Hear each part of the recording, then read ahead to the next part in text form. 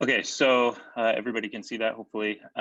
Ours was on floodplain analysis, and I guess for the overview, and maybe if you have questions about sort of the nuts and bolts of things, we can do that towards the end. But I sort of just wanted to give sort of how we set it up, and then we can sort of get into the details of what's included there. And for us, we had basically, when we first got teamed up, sort of talked about finding overlap between what we both teach so that we can find something that works for us.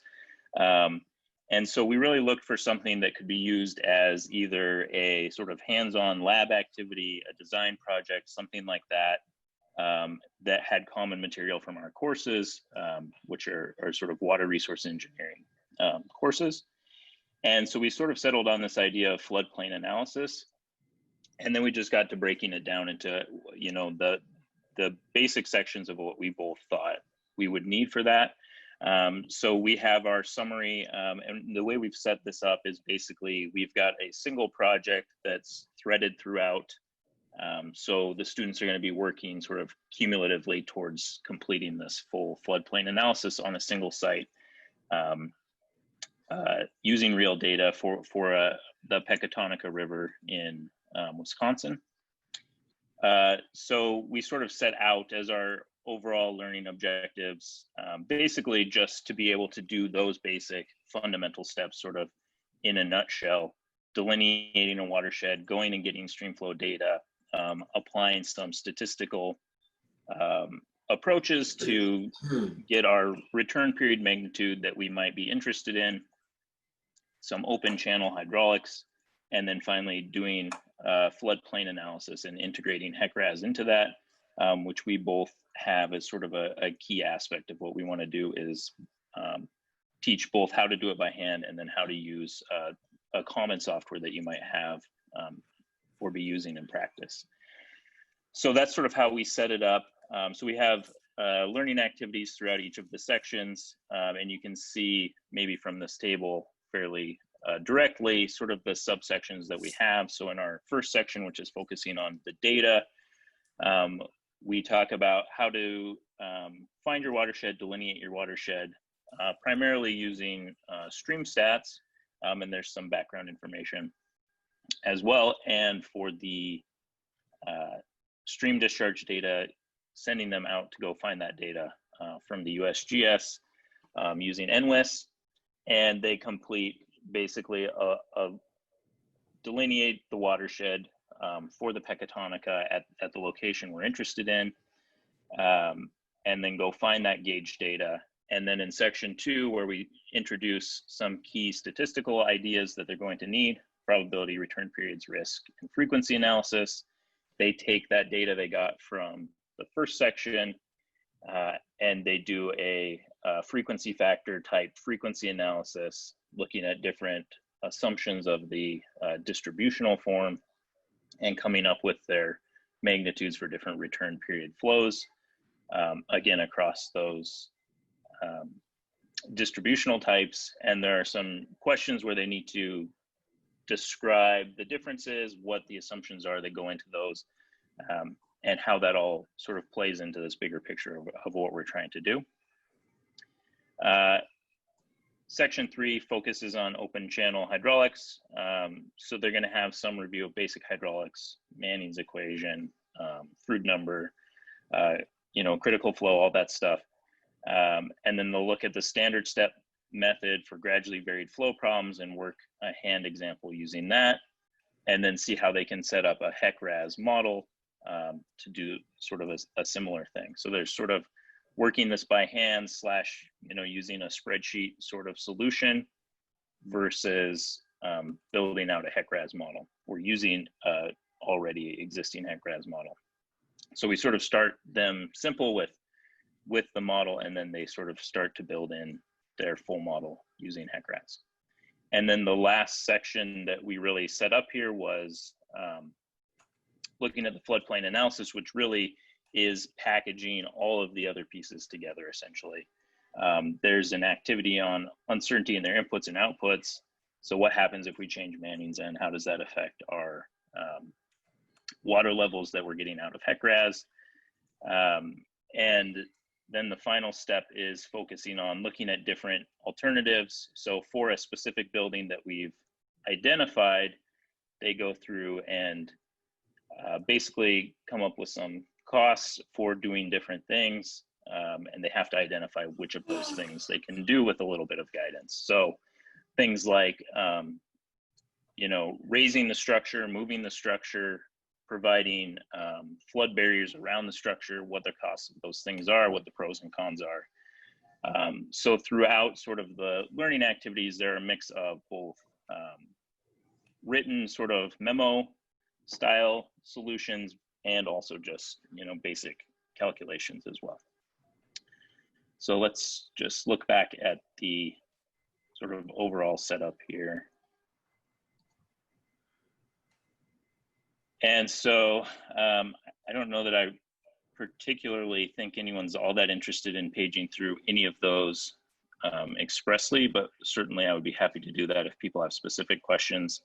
But I think maybe the most, you know, section 4 is where basically everything is coming together. So I think that's probably the most interesting piece. And I should say, we sort of went with a model that's more focused on, or less focused on written out text. So maybe we should hop to that really quick just to see how we set that up. So we tried to use a lot of sort of video tutorials, short videos, no more than 10 minutes, that sort of lay out the process. And so we've set this up with some just simple text highlighting key concepts, equations they're going to see, and then short videos that discuss a single topic.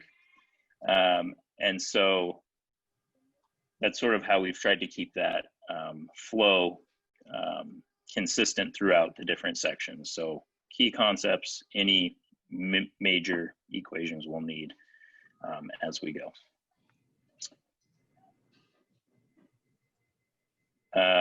So yeah, let's hop back out of that.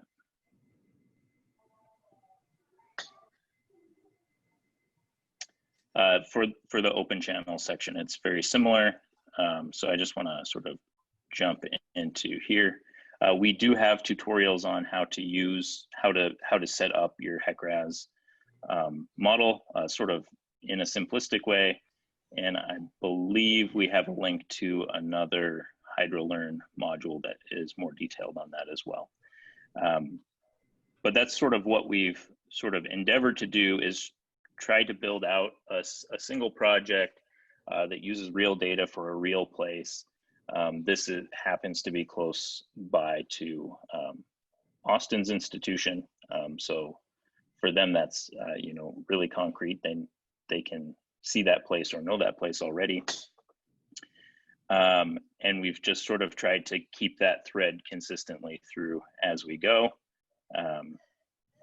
and make sure that we have both, have given them enough information and questions to have them test their ability to perform the calculation specifically, but also giving them sort of writing, critical thinking sorts of activities that help them also sort of process all of that and think about it critically and what it really means.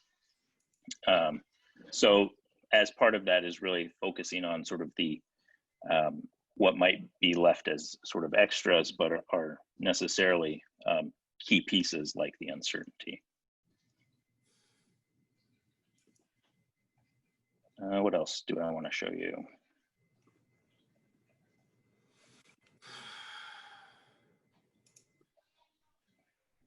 So we're just finishing the last section now. You can see we've sort of have some information on economic analysis, because that's not prerequisite knowledge for either of our courses. So there's just some basics on, you know, basic engineering economics. We've tried to scatter, check your understandings throughout. Some of those are multiple choice, some of them are more narrative answers. And so they'll type in their answer to sort of an open-ended thought question, and then they'll self-assess whether that was correct. Once they submit it, they'll see what we've sort of included as the general idea of what we were trying to get across to them. So those differences are mixed throughout. And you can see we have an alternatives analysis that's quantitative and also qualitative. They have some sort of pre-lab work, essentially, linking to FEMA guidance on different types of retrofitting options they basically have: elevate, relocate, demolish. There's a picture of the specific property they're interested in addressing. It gives some information, and then they can go to this table from FEMA and basically identify, you know, that's a slab on grade structure, so they can narrow that down based on the foundation and look at what measures might be there. There's going to be cost data available to them to do the cost analysis for the potential different options, which for us, we're really trying to get them to look at relocation, elevation, or some sort of barrier floodproofing option. So I think that's probably the main things I wanted to hit on. You can see we're still working to finish our activity a little bit here. We're trying to use our results templates. So we've got templates for, you know, just results, or if we have them doing a memo, there's specific requirements for the memo that are set up there. And like everybody else, trying to ensure that the learning activities are authentic and they're aligned with the information we're giving them, the learning objectives we've set out, all of that stuff. So I guess I'll stop there, and if we have questions, we can do that. And if Austin's on, I'm not sure if he is, but if he is, he can add in.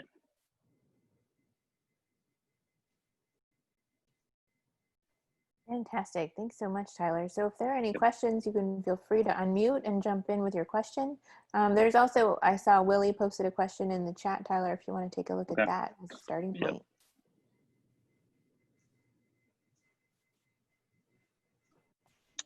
Yeah, so I think that's a fair point, Willie, about having hydrology and hydraulics as separate courses makes that somewhat of a challenge, probably. So I think you could probably split it. I know for me, thinking about how I'm going to use it this fall, the course I teach has hydrology, open channels, and closed conduits, so it's sort of all-in-one. But I've had to sort of reorder how that's set up as well. But I think you could probably pick and choose, especially if you can go sequential. So if you can pull out the first two sections, I think that should work okay. Everything sort of builds. So as long as you can, as long as they have the sort of hydrology first, it should be fairly easy to do that. I mean, it's probably not the ideal solution, but I certainly think you could make that work if it needed to be. The other thing is, depending on what they get in fluids, it may or may not be enough. But I know where I teach, we don't teach open channels in our fluids class, but it seems like at Austin's institution, they do cover open channels in their fluids class. So they have a bit of a leg up on that content already. But we've tried to put everything basically that they need to have within the sort of lecture material, for lack of a better word, in the sections with videos. And we chose to go the video route mostly just because we both felt like in our own classes we had better success with them watching a 5-minute video than them reading out of a textbook or you know, any type of written text that we gave them seemed to be less effective. Jesus, go on. So we tried to just hit the key concept idea, highlight the key things so they can hop back and forth through the different sections and find exactly what they were looking for, and then pull up that video and come back to it if they need to. Well, it does look really really complete, a really nice sequential way of teaching the hydrology, linking the hydrology and the hydraulics. I'd be pretty excited about incorporating this into those couple classes. Yeah, I think it's going to be good. I'm planning on using it as sort of the design activity that I'm going to do in the fall. So we'll see how that goes. My fall class is online, so it'll be a true full test of all the weak spots, I guess. Tyler, would you consider adding in the beginning of your module, maybe in the about page, or some guidance to the other instructors to basically, tell them how they can use it, just like what Willie was asking, I think that would help. This is how you can recommend it to use it if you are teaching one course, if you're teaching 2 courses, things like that. Yeah, we certainly can do that, and I think that'll be helpful, and that'll let us sort of highlight. I know a lot of places split their hydrology and hydraulics, so I think that's a good idea. I have another question, Tyler. So how adaptable do you think, if I take this one and I want to repackage the module, export it, and then import it to my own studio and kind of change the location? Is it, I know there'll be some effort, of course, but is it like, yeah, sort of? I think the biggest challenge for that would be with the HEC-RAS part. Okay. Just because you're going to have to find for your location, all the data you'd need for that. There's lots of